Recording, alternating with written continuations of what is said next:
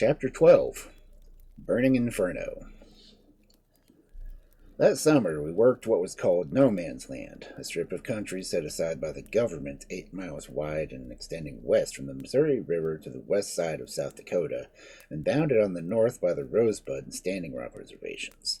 This strip has been set aside for trail herds to be driven from Everett, South Dakota, to the Indian Reservation in western Dakota, Montana, and Wyoming, when Everett's was the nearest railroad point for western stockmen. We had gathered a herd nearly 2,000 cattle and were taking them north of the railroad to turn them loose in North Dakota, and had just gotten out of the Badlands near the head of Dirty Lodge Creek on the flat level scope of country badly infested with prairie dogs, and had a good place for a cowboy to get killed by having his horse fall with him, when we noticed heavy clouds up to the northwest, and horses and cattle seemed restless.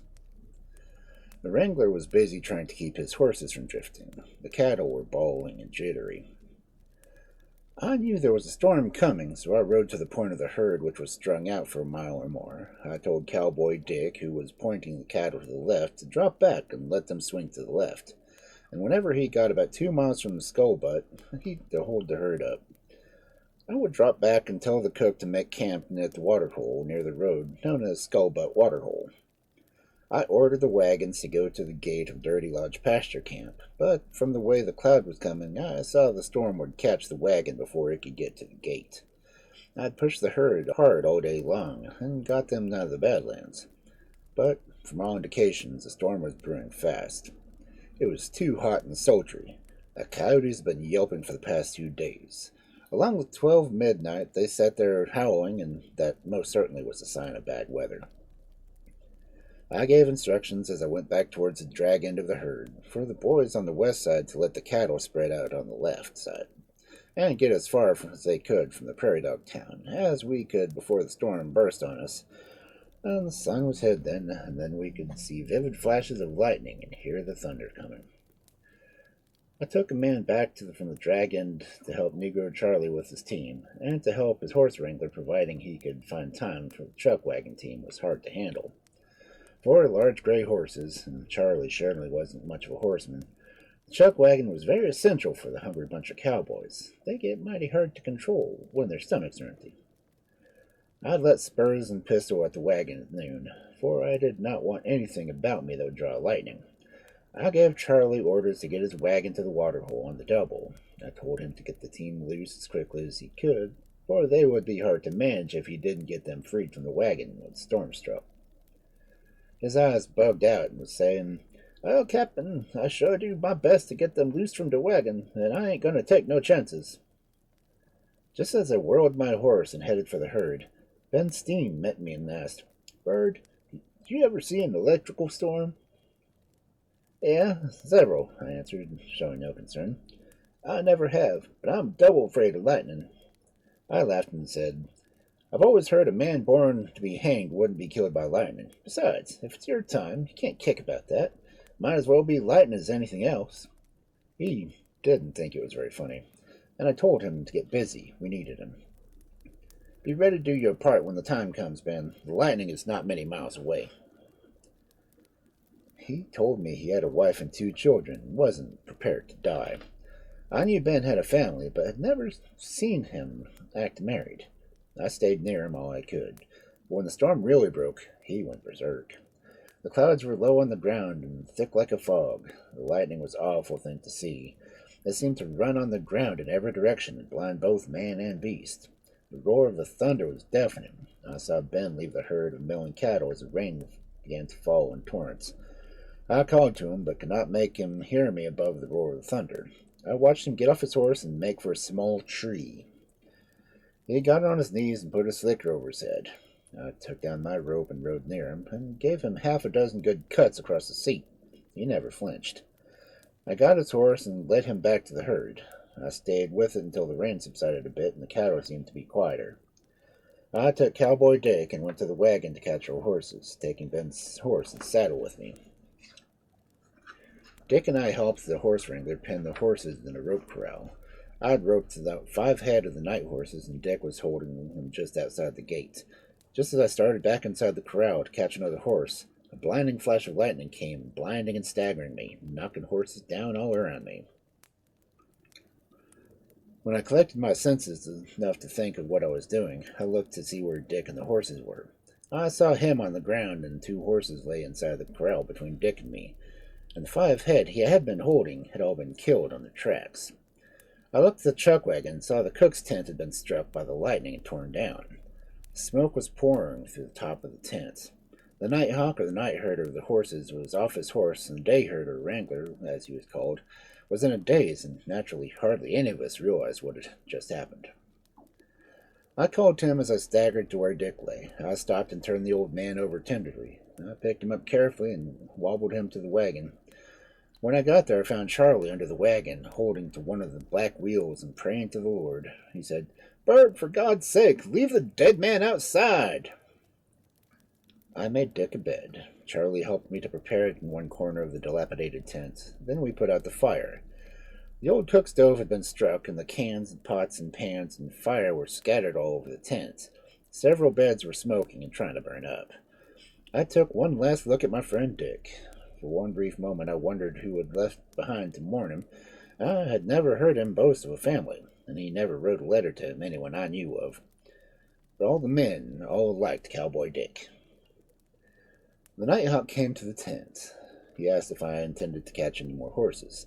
I told him we would. He said, "You'll have to move more of the corrals, Byrd. The horses have broken out, and I can't put it up myself. I can't put it back in the same place because of the dead horses that were in the way."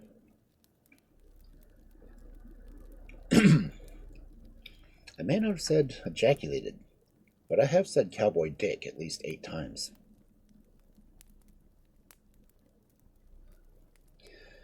I went with him, leaving the Negro with Cowboy Dick, and didn't stay long. I hadn't gone far when I heard water splashing behind me. When I looked around, I saw Charlie coming at top speed. When he got even with me, he said, "Boss, I just came to hope you would put up that corral." I was aggravated with him now by and ordered him back to cook some supper. I told him that if he didn't, the lightning would strike him for sure. He stopped and looked so scared and pitiful at me, and I began to laugh. He said, "Please, Mr. Byrd, don't leave me alone with that dead man, 'cause I can't cook, and him in that tent. Oh, God have mercy on your black child." I saw it was no use, so I went with him and helped him carry Dick outside. We got the corral rebuilt, and I caught fresh horses. Then the nighthawk and I took them to where I had left the herd. But no herd could we find. It had gotten so dark, I finally located them by the lightning playing on the steer horns. I took the men their fresh horses and sent half of them at a time to camp for supper. I heard some of the cowboys say that this would be their last year to herd cattle on the Badlands of Dakota. The boys asked about Ben. I told them I had his horse and had taken it back to camp, but had left him standing on his hands and knees talking to someone. Some of the boys expressed ill feelings towards Ben for moving to be a coward. They asked me why I took his horse, and I said I just wanted to see what kind of yarn he would tell when he comes back. I hit him 6 times with my rope, and he didn't even seem to know it. He was so scared of the storm. The next morning, we dug a shallow grave and placed sod over Cowboy Dick. We marked his grave with his name and date of death. His horse smelled of his dead master's hand, and he stood near and seemed to know Dick was gone. The storm had passed. The sun was shining, and the day was perfectly clear. But at 11 o'clock, Ben appeared. He told the boy how his horses had stepped into a prairie dog hole, fallen, and jerked him loose from it. He told them he tried to follow, and the horse got lost, and he tried to get sympathy by telling them what a hard time he had had finding his way back. When I came in, the men told me about his wild story. He had seen his saddle horse and wanted to know who found it. I told him I brought the horse in when he quit the herd. I let him know I saw him get under the tree on his hands and knees and head cowered.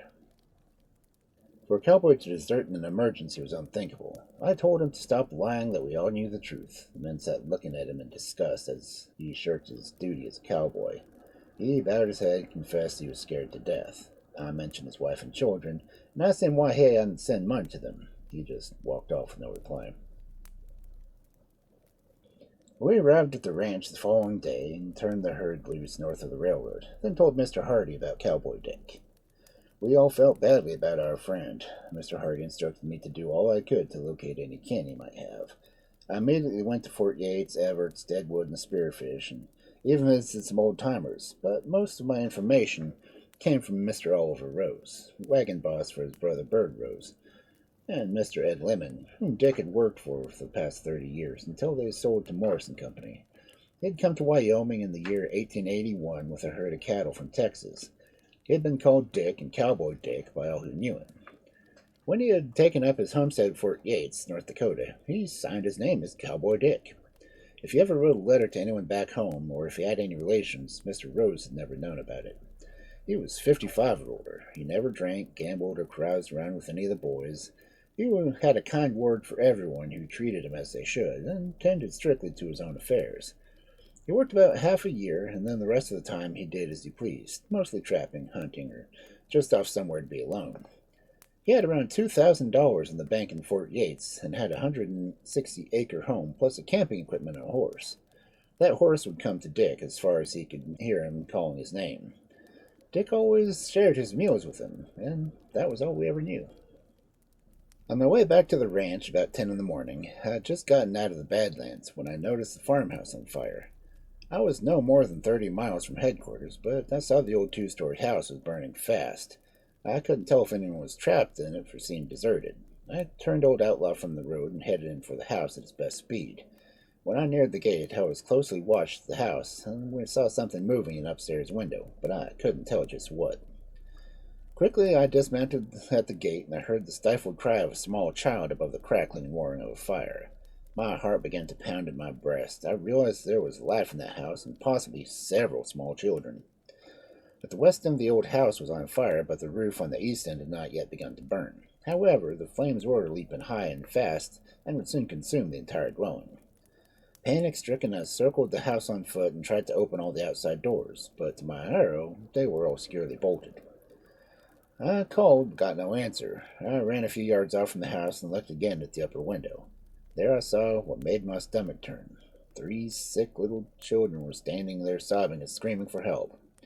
One appeared to be no more than 6 months old, and he was being held by a child who was about 7. A little boy clung to the windowsill, and I could see that he was hysterical, though I couldn't hear his wailing. Needless to say, I realized the urgency of the situation, and it scared me speechless. Again, I called out. I screamed at the little girl. "Raise the window, child, and drop the baby into my arms. Hurry, I'll catch him." I held up my arms to show her that I was trying to tell. "I'll catch the baby," I yelled, but for some reason she didn't heed. She was by then almost overcome with heat and smoke. For a moment this old rugged cowboy took time to pray. 3 little faces peering at me, 3 babies waiting for my help.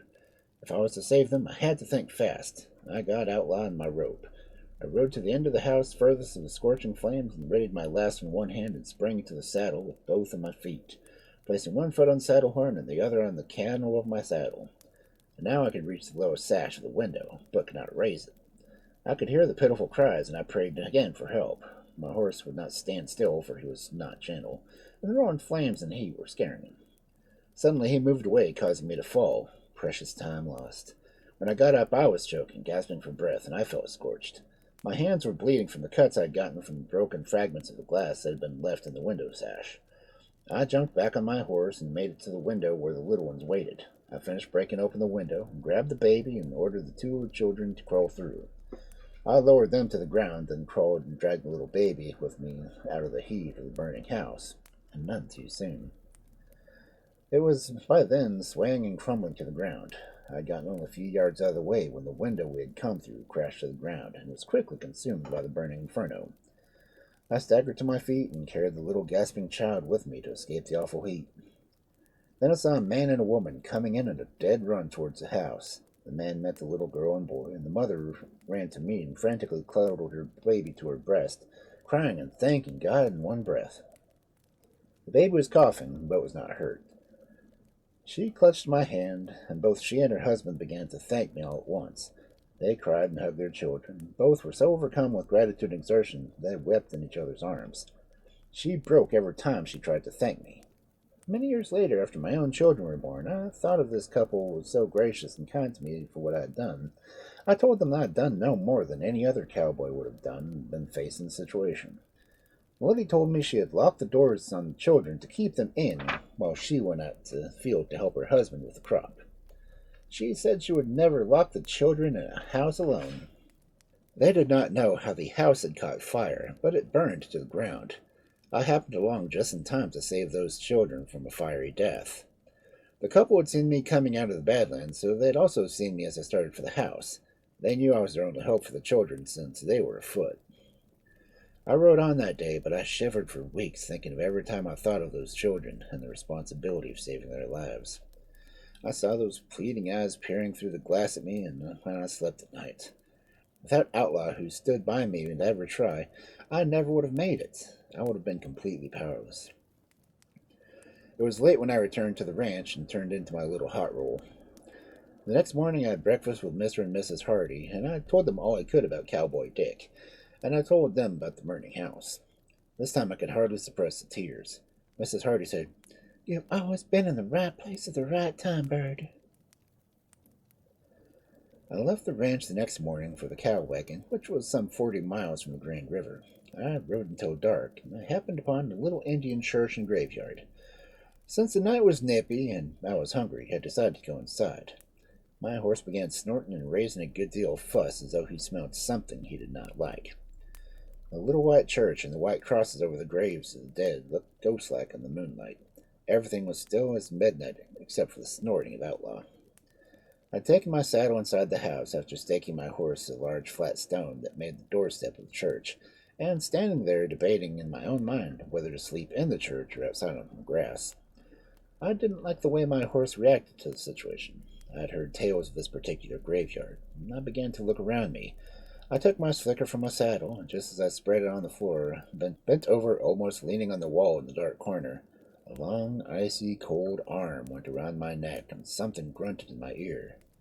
I was given a terrific jerk. My hat was rubbed off against something soft and hairy. A chill racked through my body, and I was held by my neck in a vice-like grip so tightly I thought surely a ghost had me. I let a sudden kind of yelp and made plans to vacate that church.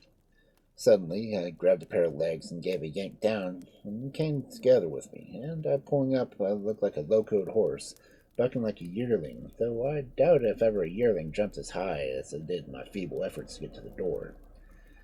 My head was being held close to someone's breast. My hair was falling about my head and shoulder. I could have shot the assailant, but I didn't want to kill, just get away. Arms were thrown around my rusty old neck, and try as I would, I could not get those arms unclenched. So out the door I went, dragging a body behind me. I could see little of the gray hair we got into the moonlight. It was an Indian woman.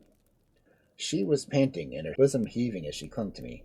I continued to struggle with all my strength. I pushed and pulled and jerked and twisted and dragged her around and around before I got myself free. She sank to the ground completely exhausted. I soon found out that she was a crazy Indian woman who had lost her son, who was buried in the graveyard. She thought I was her boy. She remembered seeing her son last in the church and could not accept the fact that he was dead. She had, it seems, been playing ghost in that little church for 3 years. Some of the cowboys had shot her in the dark a few times, not realizing who she was. I rode up to the top of the little rise, unsaddled again, and curled up my slicker and blanket for the remainder of the night. I couldn't help but laugh every time I thought about the scare that the old woman gave a careless, carefree cowboy. I thought I'd met my match that night. I left at daylight the next morning and had breakfast with the boys at the wagon. I stayed there the remainder of the day and until the next morning. I got plenty of teasing about the church ghost. When I left, I rode over the range visiting line camps and visiting Indian camps to make sure they had no stolen meat. I was on the go all the time. Many times I visited Indians, both young and old. I saw some sad scenes among Indians. I've sat by a sick Indian as he lay on a single cowhide until he'd been tanned until he was soft as cloth. They had no bed or pillows as white children had. When they died, if they had a casket, it was one that was dug out of a cottonwood tree and had no lid, just sticks laid over the top of the hole which had been dug into a log to hold the body. The grave was never dug over 18 inches deep, then covered with sticks and a little dirt placed over that. I'd been running a steer or something and had my horse step on an Indian grave with me leaving the body exposed to the sun and wind. If an Indian child died, its cup and spoon were always buried with it. Death rates were high among the Indian children from lack of proper nourishment. So time passed, and in November, while we were working country near the Black Hawk Mountains, one of the boys jumped an old steer that caused me to get crippled. He did not molest him, but reported it to me. I had to catch his best horse and use an old outlaw. We went in search of the old ox. Finally found him in this clump of ash timber, all primed and ready to fight. The timber was so thick that a man could not ride through it on horseback. I stripped myself of chaps and spurred and went in after him on foot, taking a catch rope with me. He was afraid of me on foot and would not let me get near him. I had followed him for 2 hours and was about to give up when the old fellow suddenly changed his mind and turned on me, not in time for me to put up a bush. I got my hat and scrambled to get up and stomped to trample on my ground. While he was about that business, I managed to get my loop on the catch rope over his horns and got him tied to a young ash tree about 8 feet above the ground. The tree would give when he pulled hard, but would not break, which made him more secure than if he had been tied to a solid tree. He hadn't a chance now. I kept tormenting the old fellow until I got him tied close up to the tree with both ends of the rope on his ornery head and tied to separate trees, making him doubly secure. I yelled for my companion, who left with my horse, and was on the lookout for the steer if he had taken to open ground. He soon joined me, and his next job was to throw the steer. I had to blindfold the critter, so after I made the sticks for his eyes, I got my partner's rope on both of the steer's hind legs and gave the other end of it to him, which he tied to his saddle horn. I got the old fellow by the tail, and in no time we had stretched him out on the ground. I made quick work of putting his flattened sticks in his eyes, cut my rope from his neck, and made a run for my horse. The other man gave slack on his rope by backing his horse out, and the steer got up very furiously and followed my partner out of the thicket. He could not see, and charged every noise made by the horse, as he wanted revenge. He ran against trees and anything that grew in his way, and soon became cowed. In a few hours we had him in the herd and beef cattle with his conquered steer.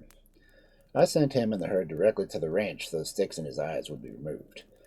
I went into the stock pens at the ranch 8 days from the time we captured him, and then I found myself wishing I'd let him free. The shipping of the cattle was drawing to a close again, and we were all worn out from the long cold nights herding, and was almost finished with our work when on the 6th of December it came one of the worst snowstorms that the old Indians of the country had ever seen. We had some 400 head of cattle trying to get them to the ranch so we could get into winter quarters. Water holes were frozen. We had to cut the ice for the cattle so they could drink, and some were beginning to needing, especially after the heavy snows that had fallen. We were making our way along the backbone of a long ridge that wound through the Badlands on the north side of the Grand River, and we were not over 15 miles from headquarters. The snow was falling fast, and the wind blowing pretty hard the morning that we started out. So I sent 2 men with a chuck wagon and the remuda of horses, telling them not to stop for noon, but to try to get to the ranch before the snow got too deep for the wagon to travel. I told the men that we were driving the horses not to get too far ahead of the wagon, as old John might get lost in the snow. The wind increased, and the snow fell faster until it was almost impossible to make the cattle move. They were compelled to face the snow almost all the way. In places the snow was drifting high and hard, and to get the cattle through the drifts we worked hard and were cold and hungry when we reached the ranch that night. Turning the cattle loose in the horse pasture, we made our way to the barn to put up our tired and hungry horses. Then we made our way to the north end of the big longhouse. The 3 north rooms were being used by the boys for a bunkhouse. As soon as I got the snow brushed off a bit, I asked about my friend John. I had not seen his wagon outside, nor had heard him say, "There is my boy." Percy Smith and some of the others had left with John that morning, and they thought he was close to their heels until they got to the horse pasture fence. They began to look for him, but in vain. They had put the horses in the pasture and waited for him, then backtracked and found no trace of him. The blowing snow had covered all the tracks, and it was useless for me to try to find him that night. The night was pitch dark, and the snow was falling so fast a man couldn't see his horse's head. We did search around the horse pasture, thinking probably he had missed the road. No trace. The next day we continued our search, but it was no use. The gullies in the Badlands had been blown full of snow, and one might almost ride over a wagon and team and not see it. We were sure that he had missed the road and was in some ditch or canyon and was likely frozen to death. This thought kept me going for 3 days looking for my friend John. I kept thinking if I could just get the old fellow in time, I would save him. I didn't want his to freeze. I had to get him back to work. We got cars and shipped out the last cattle that shipped that year from the C7 ranch. My job had been hard that year, and my sorrow deepened by the loss of John. Everything was wrapped in a blanket of snow. All areas looked alike to me. I had to go from one camp to another, gathering poor cattle and seeing that they were fed. I had to see that the ice cutter kept all the holes open, and that the line riders kept the fences. I had to help keep the stock from drifting, and I lost several times. I nearly froze to death and did lose 2 men. My horse took me in several times that winter when I lost my way. I would just give him the bridle reins, and he would take me to some camp. Not always the one I wanted to go to, but I don't mind. Usually he tried to make it to the ranch, for there was better protection and food. My ice cutter, Horace Twido, was found frozen to death. His horse had fallen on him and dragged him for several miles before he was found. Poor old John was found the next spring. In a clump of trees we found the wagon and team and John. The team had taken down a ravine and traveled until they got into the timber and could go no further. They had starved and frozen to death, a little over 3 miles from the road that they had left. John was huddled up in the middle of the wagon. I don't know why John didn't get out of the wagon and build some kind of fire and turn the horses loose. He had plenty to eat in the wagon and the snow for water. Also, there were beds in the wagon. Horace's old horse was still alive when he was found in the saddle spring still on him, but he was nearly cut in two by the cinch. He was and no good from then on. And that was about it for the year of 1909 in Dakota.